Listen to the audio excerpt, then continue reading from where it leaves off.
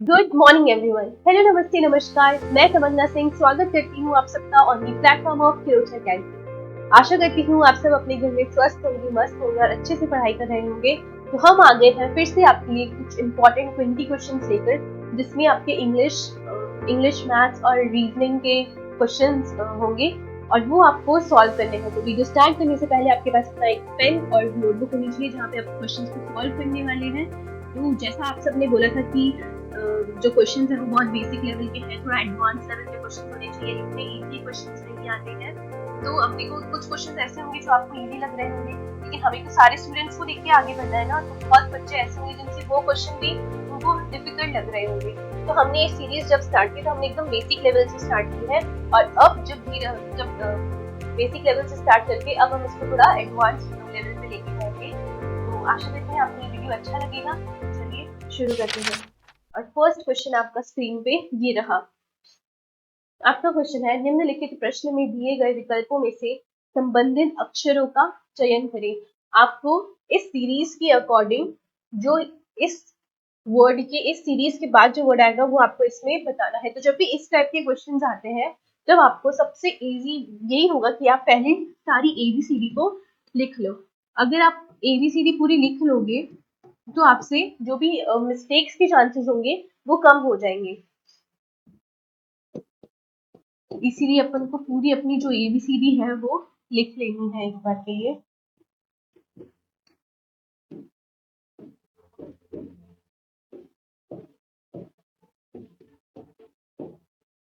अब देखो, अब हमारे पास वर्ड्स दे रखे हैं। जो सबसे पहला हमारा जो लेटर का कॉम्बिनेशन है वो है हमारा YZNO।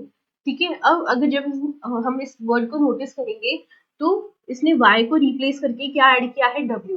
मतलब कि Y की जगह इसने क्या ऐड किया है, W ऐड किया है। तो ये हमारा Y है और इसने W ऐड किया है, विच मीन्स ये एक स्टेप बैकवर्ड डायरेक्शन में चला है। ठीक है, तो वैसे ही अगर हम U को देखेंगे तो जब यहाँ पे Y से W एक स्टेप पीछे आया है तो U से भी हमें एक स्टेप पीछे आना है। U का है ये रहा, तो U और S, T को छोड़ देंगे और S पे आ जाएंगे। तो हमारा U के बाद फर्स्ट लेटर क्या आ जाएगा, S। नेक्स्ट लेटर पे अगर हम जाए तो यहाँ पे इसने Z को W से रिप्लेस किया है, तो Z को यहाँ पे इसने W से रिप्लेस किया। स्क्रीन विजिबल तो है ना। Z को W से रिप्लेस किया है, विच मीन इसने 2 लेटर्स बीच में ड्रॉप किए हैं। तो हम भी यहाँ पे क्या करेंगे, G के बाद 2 लेटर्स को ड्रॉप कर देंगे बैकवर्ड डायरेक्शन में। तो जब हम G के बाद 2 लेटर्स ड्रॉप करेंगे which is E and F, तो हमारे पास कौन सा लेटर आएगा, D। तो S के बाद क्या आ जाएगा, D। अब अगर हम ऑप्शंस में देखें तो फर्स्ट लेटर हमारा S है, तो ये दो तो ऑप्शंस वैसे ही कैंसिल हो गए। फिर यहाँ पे O आ रहा है, लेकिन हमारा तो जो सेकंड लेटर है वो D आ रहा है। तो हमारा आंसर क्या हो जाएगा, option D which is SD। ये अभी क्योंकि मैंने आपको सॉल्व करके बताया है इसलिए आपको ऐसा लग रहा होगा कि ये क्वेश्चन में बहुत ज्यादा टाइम लग रहा है, लेकिन जब आप ये खुद सॉल्व करोगे तो वो आपको इतना टाइम नहीं लगेगा। ठीक है, next question. In the following question select the odd figure from the given alternative. आपको निम्नलिखित प्रश्न में दिए गए विकल्पों में से असंगत आकृति चुननी है। तो अगर आप जब आप इसमें देखोगे तो हमारे पास इसमें क्या कौन सा अपन को फिगर यहाँ पे विजिबल है, यहाँ हमें एक स्लैंटिंग लाइन, एक छोटा सा ट्रायंगल और उसके बीच में एक ऐसे लाइन विजिबल है। ठीक है, अब हमें देखना है कि इसमें से कौन सा जो है वो इससे मैच नहीं कर रहा है। ठीक है, ये अपन को बताना है। तो अगर हम सारे ऑप्शंस को देखते हैं तो अगर हम ये वाला ऑप्शन देखते हैं तो इसमें तो इसके साथ ट्रायंगल बन रहा है ना। इसके साथ हम ट्रायंगल बन रहा है, बीच में लाइन आ रही है, तो ये तो सिमिलर है, लेकिन हमें क्या बताना है, ऑड बताना है। तो ये तो सिमिलर है। और अगर ये देखें तो ये तो बीच में से इक्वल डिवाइड कर रहा है, तो ये गलत है। और इसमें देखेंगे तो इसमें भी हमारे पास स्लैंटिंग लाइन है और एक ट्रायंगल फॉर्म हो रहा है। और यहाँ पे भी अगर हम देखेंगे तो स्लैंटिंग लाइन है और एक ट्रायंगल यहाँ पे भी फॉर्म हो रहा है। तो हमारा आंसर कौन सा हो जाएगा, ऑप्शन डी, क्योंकि इसमें कोई ऐसी स्लैंटिंग लाइन शो ही नहीं कर रखी है, 2 लाइन्स है और वो भी स्ट्रेट लाइन्स शो की हुई है। Next question. 4 words are given out of which only one word is spelled correct. Choose the correct spelled word. अब आपको 4 शब्द दिए गए हैं जिनमें से केवल एक शब्द की जो स्पेलिंग है वो सही है और बाकी 3 की गलत है। तो आपको बताना है कि वो कौन सा ऐसा वर्ड है जिसकी स्पेलिंग सही है। तो चलिए ऑप्शंस पे चलते हैं। तो अगर हम इसकी बात करें एक्स्ट्रा वर्ड, तो यहाँ पे देखोगे आप, यहाँ पे स्पेस आ रही है, तो ये कोई वर्ड बनता ही नहीं है। अगर यहाँ पे स्पेस नहीं होती तो ये एक वर्ड हो सकता था, लेकिन अभी ये कोई वर्ड नहीं है। अब अगर आप यहाँ पे भी देखोगे तो यहाँ पे भी सेम चीज है, यहाँ पे इन्होंने बीच में स्पेस दे रखा है, और विद स्पेस इस वर्ड का कोई मीनिंग ही नहीं है, तो इसीलिए ये भी हमारा ऑप्शन गलत हो गया। अब यहाँ हम लोग, अगर हम लोग बात करें तो यहाँ पे लिखा हुआ है हमारा गॉड, ये स्पेलिंग बिल्कुल करेक्ट है। अगर आपके अगर थोड़ा बहुत साइंस का अगर आपको नॉलेज होगा तो हम बायो इसमें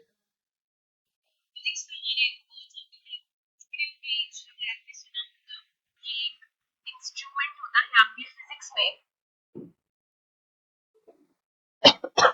हम पढ़ते हैं गॉज प्रेशर के बारे में, ठीक है। तो ये स्पेलिंग हमारी बिल्कुल करेक्ट है, और ये स्पेलिंग गलत है। अगर एजिंग की, अगर हम लोग स्पेलिंग की बात करें तो एजिंग की करेक्ट स्पेलिंग होती है, ठीक है। तो हमारा आंसर हो जाएगा option C which is gauge.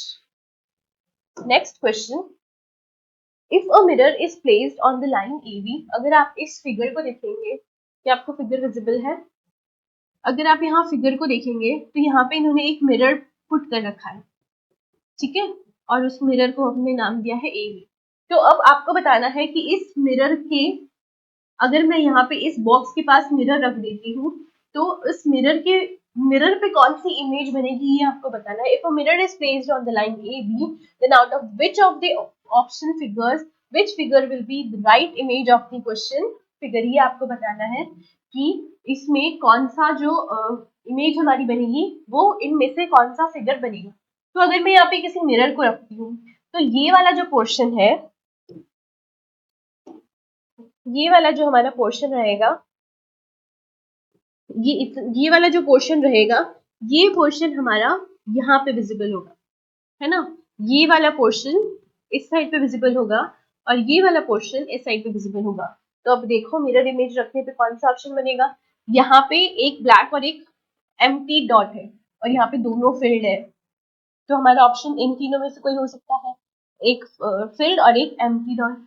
फिर नेक्स्ट इस वाले पार्ट पे हमारा फर्स्ट डॉट एम्प्टी और सेकंड फिल होना चाहिए, तो फर्स्ट एम्प्टी सेकंड फिल, ये सही है यार। यहाँ पे आंसर्स रिपीट हो गए ना। हम्म, ये तीनों ऑप्शन सेम है, ये तीनों ही ऑप्शन सेम है।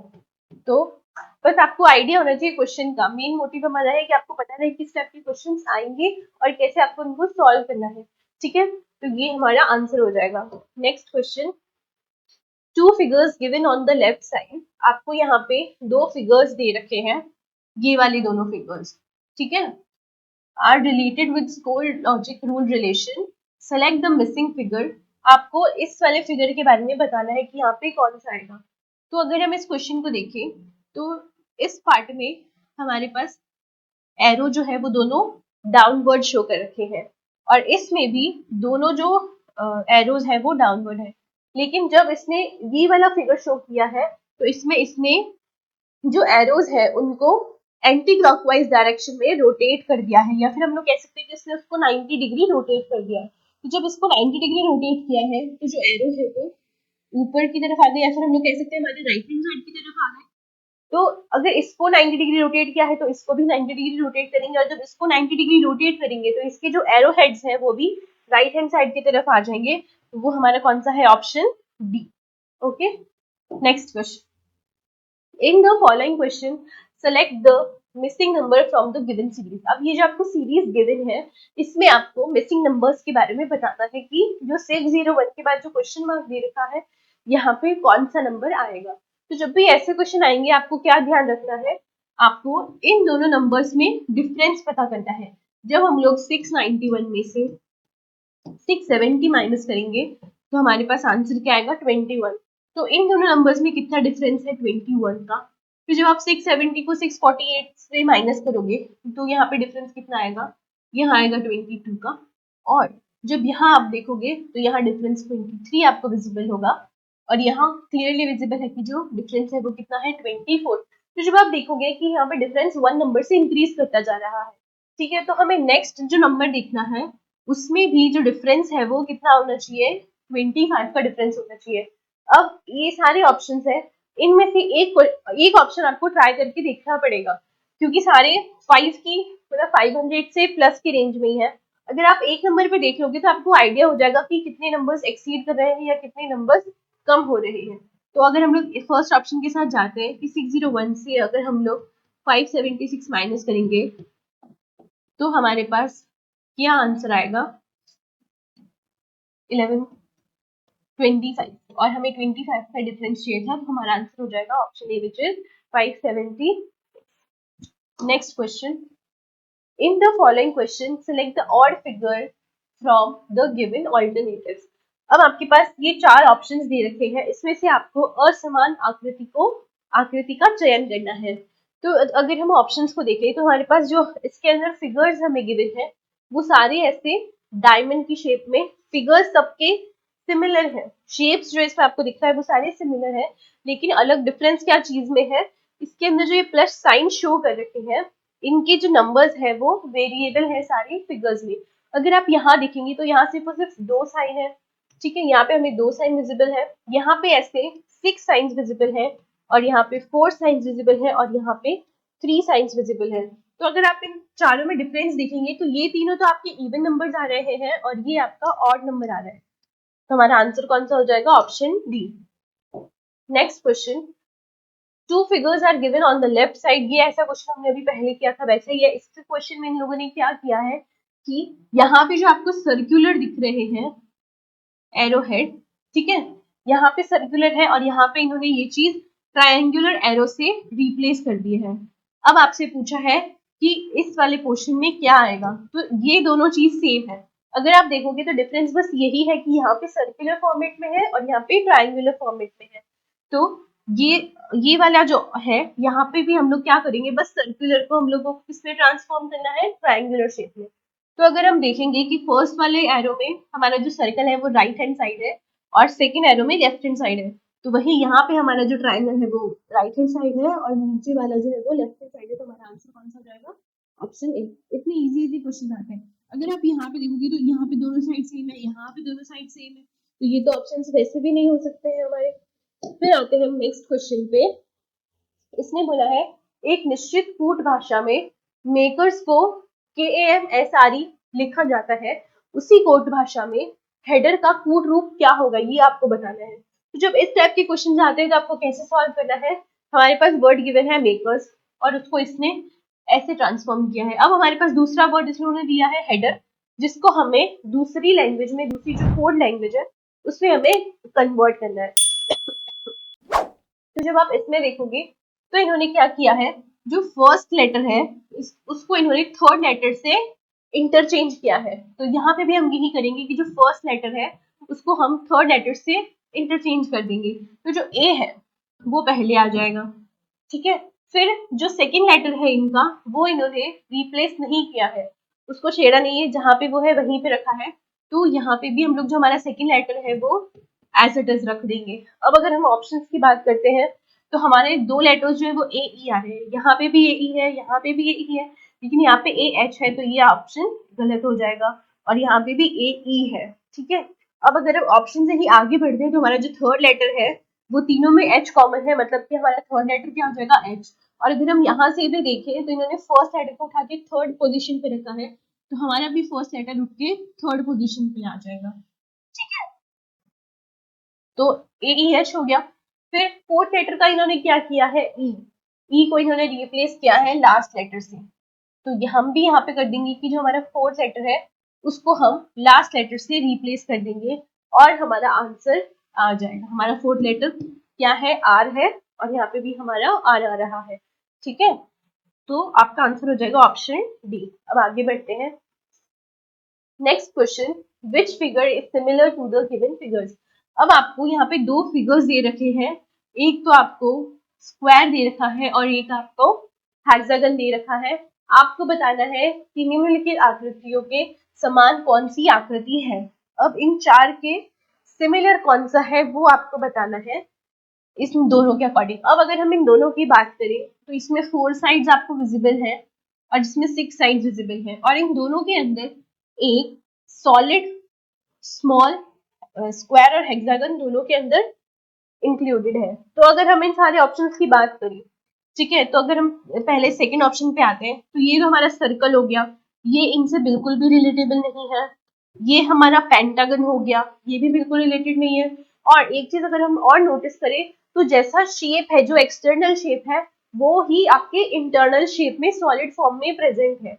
और यहाँ पे तो इन्होंने शेप ही चेंज कर दिए हैं, तो ये तो वैसे भी रॉन्ग हो जाएंगे। और ये ऑप्शन आपको शायद विजिबल नहीं हो रहा होगा। मैं थोड़ा सा स्क्रीन आपको, अगर हाँ, अगर आप ये वाला ऑप्शन देखोगे, तो इसका जो इंटरनल वाला पार्ट है वो तो एम्प्टी है, इसके अंदर तो कुछ फिल ही नहीं है ना। ये वाला पार्ट आपका एम्प्टी है, तो ये आपका ऑप्शन भी गलत हो जाएगा। और वहीं अगर हम फर्स्ट ऑप्शन में देखें, अगर हम फर्स्ट ऑप्शन की बात करें, तो फर्स्ट ऑप्शन में हमारे पास 4 साइड्स प्रेजेंट हैं, और जो इसका इंटरनल पार्ट है वो भी एक्सटर्नल स्ट्रक्चर के सेम है। तो इसलिए हमारा आंसर हो जाएगा option A. Next question, in the following question select the figure which can be placed at the sign of question mark. यहाँ पे आपको बताना है कि यहाँ पे कौन सा ऑप्शन आएगा इन चारों में से, ठीक है। आपको कौन सा फिगर आएगा वो आपको यहाँ पे बताना है। तो अगर हम यहाँ पे देखें, हमें किस चीज को, अब इन्होंने 3 डायग्राम्स हमें यहाँ पे गिवन है, हमें किस चीज को नोटिस करना है, जो चीज रिपीट हो रही है वो चीज हमें यहाँ पे देखनी है। तो अगर हम यहाँ पे देखें, तो हमारे पास ये जो एरो है, ये यहाँ पे भी प्रेजेंट है, इस फिगर में भी प्रेजेंट है, और इस फिगर में भी प्रेजेंट है। तो एरो रिपीट हो रहा है। और अगर हम इसकी डायरेक्शन देखें, तो ये एंटी क्लॉकवाइज डायरेक्शन में रिपीट हो रहा है ना। फर्स्ट यहाँ पे लोअर था, फिर लेफ्ट हैंड साइड में आया, फिर अप साइड डायरेक्शन में गया। तो ये एंटी क्लॉकवाइज डायरेक्शन में एरो मूव कर रहा है। तो अगर पहले डाउन डायरेक्शन में गया, हमारे पास 4 डायरेक्शन होती है, ये हमारी 4 डायरेक्शन होती है, ठीक है। सबसे पहले वो यहाँ आया, फिर यहाँ आया, फिर ऊपर की साइड में नॉर्थ डायरेक्शन में गया, अब ये कहाँ जाएगा, आपकी राइट हैंड साइड डायरेक्शन पे। तो इन डायग्राम्स में से आपको देखना है कि जो हमारा एरो है वो कौन सी डायरेक्शन में, आपको शायद ये विजिबल नहीं होंगे, बहुत छोटे छोटे डायग्राम्स है।